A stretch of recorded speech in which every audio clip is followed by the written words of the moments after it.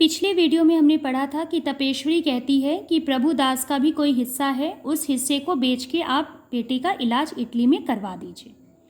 अब ध्यान दीजिए कि बाबू साहब क्या कहते हैं। बाबू साहब तिरस्कार करते हुए बोले, आधा नहीं, उसे मैं अपना सर्वस्व दे देता। सर्वस्व मतलब सब कुछ।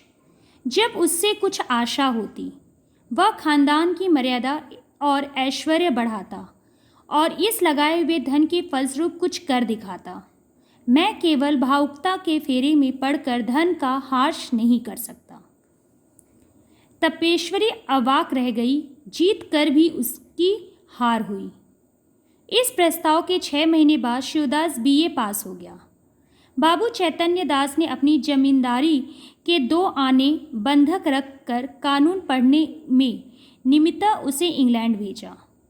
उसे बॉम्बई तक खुद पहुंचाने गए। वहां से लौटे तो उनके अंतःकरण में सदिक्षाओं से परिमित लाभ होने की आशा थी। उनके लौटने के 1 सप्ताह पीछे अभागा प्रभुदास अपनी उच्च अभिलाषाओं को लिए हुए परलोक सिधारा। मतलब 1 हफ्ते बाद उसकी मृत्यु हो गई। प्रभुदास की मृत्यु हो गई और प्रभुदास का छोटा भाई शिवदास इंग्लैंड चला गया पढ़ने के लिए।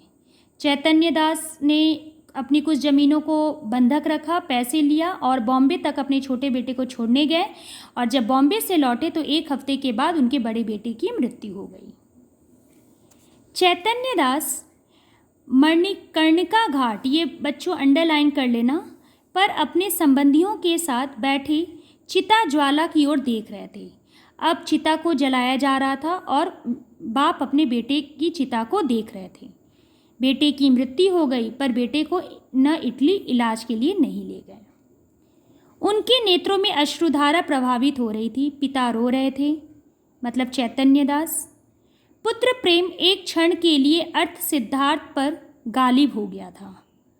उस विरक्तावस्था में उसके मन में यह कल्पना उठ रही थी कि संभव है इटली जाकर प्रभुदास स्वस्थ हो जाता। हाय, मैंने 3000 का मुंह देखा और पुत्र रत्न को हाथ से खो दिया।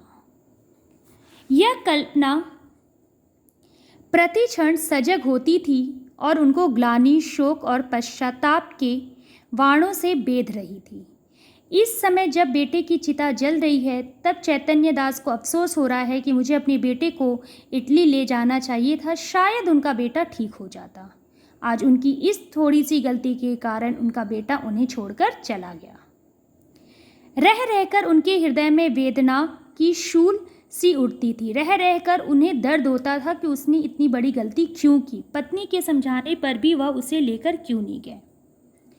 उसके अंदर की ज्वाला उस चिता ज्वाला से कम दग्धकारणी न थी।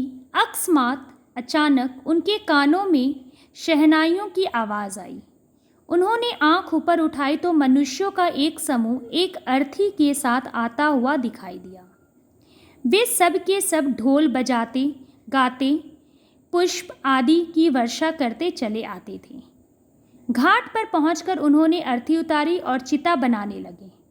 उनमें से एक युवक आकर चैतन्य दास के पास खड़ा हो गया। बाबू साहब ने पूछा, किस मोहल्ले में रहते हो? अभी प्रभुदास बच्चे को चिता जला ही रहे थे, तब तक पास से एक और चिता आया और उस चिता को बाजे फूलों की वर्षा के साथ ले जाया जा रहा था।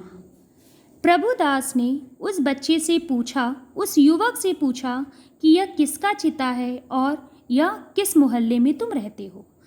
चैतन्य दास को यह आश्चर्य हो रहा था कि चिता को भी जलाने के लिए इतनी धूमधाम की जा रही है। बाजे बजाए जा रहे हैं, शहनाइयाँ बजाई जा रही हैं, फूलों की वर्षा की जा रही हैं, ढोल बजाए जा रहे हैं, गाए जा रहे हैं। उन्हें आश्चर्य हो रहा था। युवक ने जवाब दिया, हमारा घर देहात में है। कल शाम को चले थे। ये हमारे बाप थे। बाप मतलब पिता थे। हम लोग यहाँ कम आते हैं, पर दादा की अंतिम इच्छा थी कि हमें मणिकर्णिका घाट पर ले जाना। अब युवक ने जवाब दिया कि हम गांव में रहते हैं। गांव से हम कल शाम को ही चले हैं और अभी पहुंचे हैं इस घाट पर बाबा पिता की अर्थी जलाने, क्योंकि पिता की अंतिम इच्छा यही थी कि हमें मरने के बाद इसी घाट में जलाना। चैतन्य दास, ये सब आदमी तुम्हारे हैं? युवक, हाँ, और लोग पीछे आते हैं, और भी आदमी हैं जो पीछे हैं। कई 100 आदमी साथ आए हैं। यहाँ तक आने में सैकड़ों उठ गए, पर सोचता हूँ कि बूढ़े पिता की मुक्ति तो बन गई, धन और है ही किस लिए। कहते हैं कि इस पिता की अंतिम संस्कार में सैकड़ों लोग आ रहे हैं। सोचा था कि धन बचा लूँगा, पर धन किस काम का जब पिता की इच्छा ही मैं ना पूरी कर सकूँ। आगे हम वीडियो में पढ़ते हैं। धन्यवाद।